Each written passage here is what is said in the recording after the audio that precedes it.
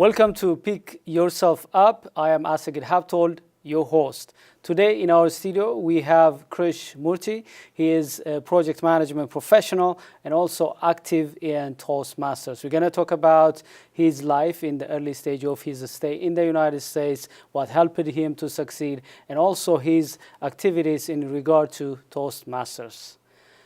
Krish, thank you very much for coming. Oh, thank you for having me, Izzy. If you have to use one word to describe yourself, what that word be? Flexible. Flexible. Why that?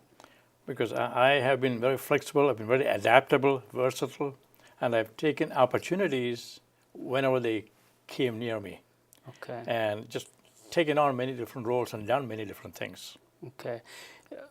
Tell me a little bit about yourself and what you've been doing very quickly so that our audience could be able to know who you are and what you do. I started life as a physicist, and then I became a computer scientist when I came to the United States. Along the way, I also learned about programming, went into information systems, worked in this area for IBM and Lockheed Martin as systems analyst. From that, was short step to program management. And then finally, I left all that, became an independent contractor doing technical proposals. And then now I'm happily retired, spending all my time primarily on Toastmasters, which, as you well know, helps people develop their communication skills and leadership skills. Thank you. Let's focus first about your professional success. It's a quite very successful journey for you, starting from here as a student and a professional in Ivy League, I would say, very world-class organizations. That's a great success. So what helped you as an immigrant to succeed in your profession? Two things: networking, so that people pointed out opportunities to me, and mentors all along. So I got my first job when I was a student, and I needed the money. I got a part-time job as a programmer for the University of Wisconsin because one of my classmates worked there, and he told me about the job, took me over there, helped me get the job. So that's every time somebody I knew was always steered me where to go, told me about opportunities. And in the job, there's always a mentor, somebody that helps you. Now, I have seen myself struggling, and I have seen a lot of immigrants struggling, especially at the early stage of our stay in the United States, to mingle, to network. Did you have that challenge initially? What helped you to really believe that networking is important to succeed in the United States? Well, you know, when I came here, I was really young. I was 23 years old. I didn't know much. I networked simply as you always do. You meet other people, make friends.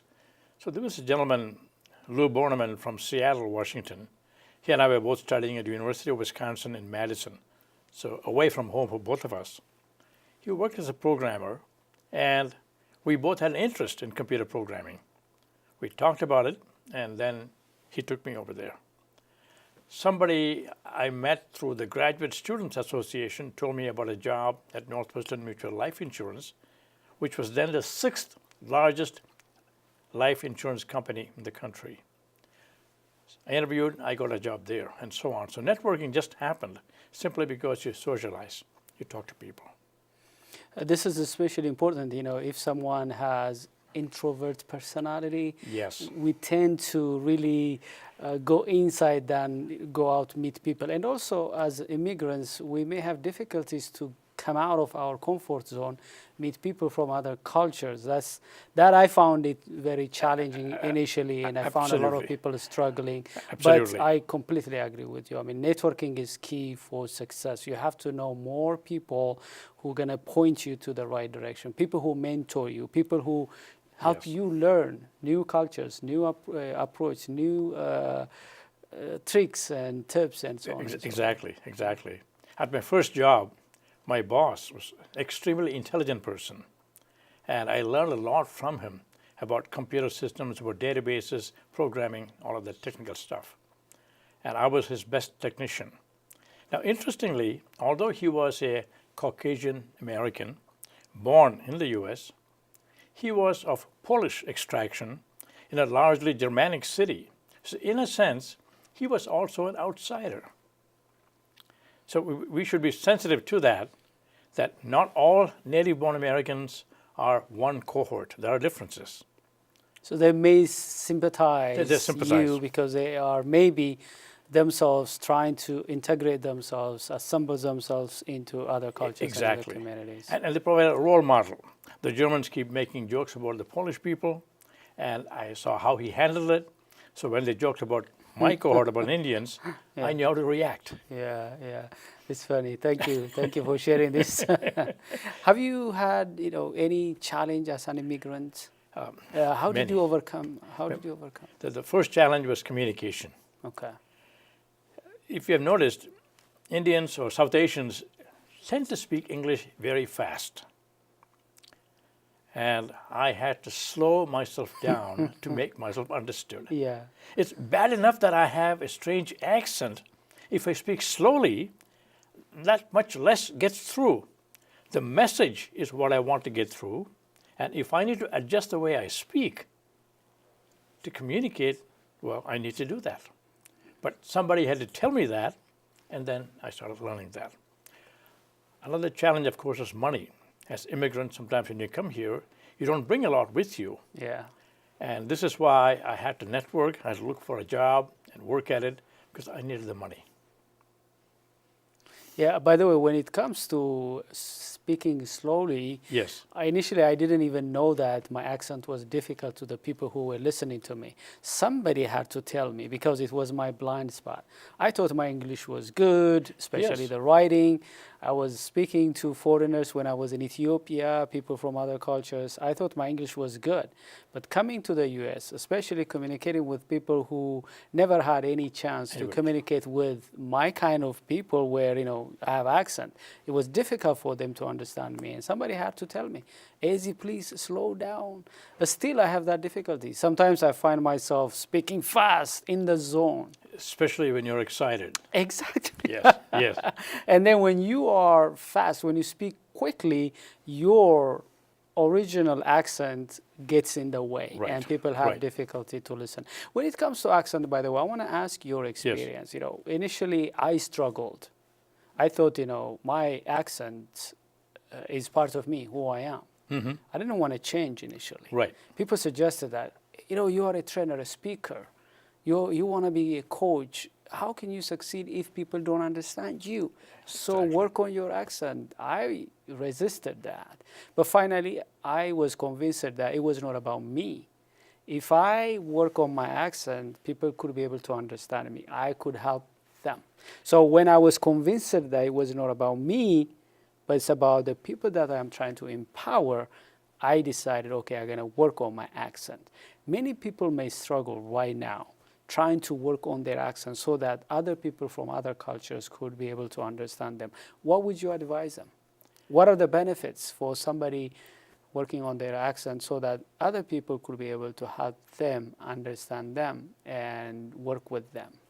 I think you put it very well. It's not about me. It's about the people that I'm trying to help, to empower, to communicate with. I need to get through to them.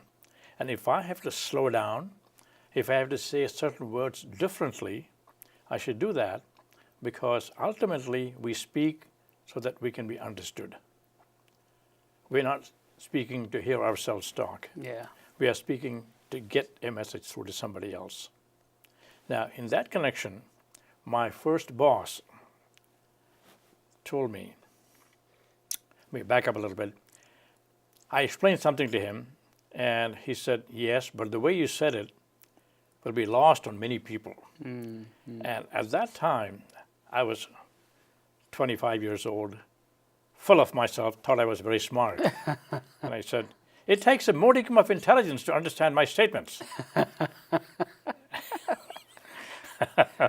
I can laugh at it now. Yeah. But the boss said, look, in business, the burden is on you to make sure that you are understood. It is not on the listeners, because they will just ignore you if they don't understand you, and you won't get anywhere. Your ideas will get ignored. So he taught me a valuable lesson. Yeah, by the way, when people struggle to change, I tell them that because some people think, why should I change? Why the other person doesn't change to listen to my accent? I tell them, look, if somebody comes to your host, let's say I'm from Ethiopia. If somebody, let's say an American, a native speaker, if that person comes to Ethiopia, want to be successful in Ethiopia, that person must be understood by Ethiopians because the majority of the people in that part of the world are Ethiopians. Yes. That person cannot speak like the way he speaks to other Americans. He has to slow down, a little bit work on his accent so that people could be able to understand. So wherever we go, as far as we are the one into a new culture, a strange culture, the burden is on us to help other people understand us. But it's very hard. It was hard on me, and I believe other people also may struggle. Now, I'm going to guess that you are a fluent English speaker when you came to the U.S. People that come here and then learn to speak English do a much better job. Yeah. But people like us who speak English and then come here find it difficult to adjust. Yeah, exactly. So, it worked for me. Yeah. Why would I change? Right. Yeah. Let them change to understand me. Why should I change? Yeah. Did you have any insight or any tip, anything that helped you to succeed in your profession at the early stage of your stay here in the United States? I've had good mentors always. Okay. When I joined give me IBM, what kind of mentoring tips did they give you? Some of it was simply acting as a role model. Okay. To tell you another example, there was a boss at IBM, and we had a contract with the government agency, and there was some internal dispute between us and another part of the company. And people on both sides were getting heated and they were arguing. My boss went over to the memorandum of understanding that the two sides had signed, calmly opened it up. He just flipped through it, found the section he wanted, and then read out to them, which settled the argument. Without being argumentative without raising his voice, defensive. He stopped them and said, look, this is what the memorandum of understanding says. And that showed the other party had the burden of covering some costs and not us. But he settled it by going to the facts, by thinking on his feet, and not being excited, by being logical and not emotional. So that was a good lesson for me. And he also taught me that you have to get in there, take responsibility, and do things if you want to get ahead. Staying back, avoiding risk, and doing the safe thing will mean you will stay there, you won't get kicked out, but you're not going to advance. Yeah, you're going to stagnate there. You cannot really enjoy all the things that are outside of your comfort zone. Right. So it's important to jump out of your comfort zone. Exactly. Take risk, and you don't know what the world would provide if you step out there. Let's take a very quick break and we'll come back. Dear our viewers, we're going to take a very quick break and we'll come back. Stay tuned. So there you are, shuffling through a stack of resumes and you come to mine. This is it, first impression, my way in. But can my resume show you how I truly stand out? Like that I was studying, going to night school while working 2 jobs just to help my parents pay for groceries. Or being the first one to always step up. No, that's something you just can't put on paper. Look beyond the resume and discover new ways to develop great talent that is dedicated, hardworking, and determined like me. Welcome back. This is Speak Yourself Up. I am your host. In our studio, we have been discussing with Krish Murti. We were talking about his immigrant experience. In the next section of our interview, we're going to talk about his active involvement in Toastmasters. Let's talk about your active engagement in Toastmasters. When did you join Toastmasters? I first joined Toastmasters in 1978. Okay. I was working at a Wisconsin gas company as a project manager, and I had to present the results of the project to higher-ups, and I wanted to polish up my presentation skills. I noticed that within about a year of joining Toastmasters, my skills visibly improved. And I went up to our information system director, who was 2 or 3 levels above me, presented some studies, some projects. He liked the way I presented, and he promoted me, and he used me to make all his presentations to the company executives. Awesome. I was one of the very few people at my pay grade who was known to the president of the company, which opened up more doors for me. So I realized then that communication skills are important. It's not enough just to do the job. You certainly have to do that, but beyond that, you have to communicate what you have done. And if you want more resources, more budget, more people, you have to make a case for it. And you have to convince people. Yeah, by the way, you brought a very important point, which is about influencing upward. Yes. You know, it may be very easy to influence downward, the people that report to you, or even your peers. But when it comes to influencing upward, like you did, it takes a special skill. You have to be good in communication, you have to be courageous, you have to have the best interest of your superiors. Yes. The challenge that we have is we don't want to really risk it to influence upward. And it's actually is very risky, especially if you don't have good communication. The setback could be very dangerous because you're trying to communicate, trying to influence upward. And I had some instance of, again, at Wisconsin Gas, we were proposing some changes, and some of the executives didn't like that. They had people reporting to them who objected to the change. And part of my job was to overcome that. And what I had to do is go and talk to other people in the same department who favored the idea. Then I met with that vice president at lunch one day and said, yes, so-and-so objects to it, but then you have these other people on your staff that like the change that we are proposing. And that opened his eyes. He went back and talked to all of those people and then gave us a green light. Now, some of that, I was taking a risk because he could have said, who are you to tell me these things? Yeah, exactly. And my bosses would have disowned me. No, we didn't tell him to do that. Yeah, yeah. By the way, this is also very important. We're talking about Toastmasters, which is about building coalition. Yes. And you have to have diplomatic tact.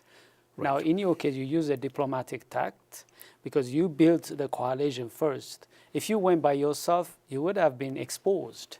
Exactly. You might have, stumbled, but what you did was you built coalition. This all requires a higher level of communication. So here is the challenge that I myself faced and worked on, and I still, because I try to empower immigrants to be great communicators by crossing the American culture to communicate with people who are not, within their culture. And one of the resistances that I face is people still want to communicate the way they communicate in their native culture. So how can Toastmasters gonna help someone to communicate with people from other cultures? For example, when you join a club, choose a club that has people from different backgrounds. And as you know, in Toastmasters, every speech has a certain purpose, and you get evaluated. Choose evaluators that don't share your culture. That should tell you then how well you communicated to somebody across cultures. And then practice that outside professionally. Try and seek out colleagues with whom you don't have a cultural affinity, but you have a professional affinity. So you get together with somebody else and you talk project management. Maybe that person is from Ohio, grew up in a small town, or he's from China, whatever. But you are both project managers, and you say, what is this new techniques that they have? This load balancing, this is how they schedule people. Have you tried it? What is Agile? How do you manage an Agile project? And then you get into it, and soon you find that you are communicating fluently because you both understand the subject matter. But by adjusting to speak to your colleague from China, now tomorrow you're able to speak to a customer who may be with a Chinese company. So seek out and practice deliberately across cultures, which I'm sure you have done as a coach. Yeah, I've done. Actually, I can share a story. When I started to be a speaker, trainer, and so on, the first place I go to really test my concepts was Toastmasters. I go out there because, people there, they are receptive. They give you very constructive feedback, and you go there, test the idea, test the speech, or test the book concept. Right. Before you actually publish that book or before you speak that speech somewhere else, because somewhere else the stake is very high. You want to first test it, get feedback, work on it, improve it, and go there to actually implement it. Exactly. So it helped me a lot. If you have to go make a sales pitch to a customer, come to your Toastmasters club. Yeah. Make the pitch, and then ask for a round-robin evaluation where everybody present gives you a 30-second evaluation. You gather all the ideas and pick out of that what makes sense to you, incorporate that. Awesome. So as a Toastmasters, you have been there for a reasonable number of years. Do you have any experience? Yeah. Do you have any experience in terms of something that really helped you to have a frog leap jump or a quantum leap jump that helped your communication? Something that completely took you to the next level as a communicator? Two things probably. One was where we met first, being a contest master, orchestrating a whole contest, where many people are involved, but you have to run the whole thing smoothly and make sure everything is set up beforehand, and also make sure all the speakers, everybody else is made comfortable, where you forget about yourself, you run the show and take care of everybody else. It really helps with the leadership skills. The other part is taking part in speech contests. So now when you get out there, you are competing against other people, and judges are actually scoring you.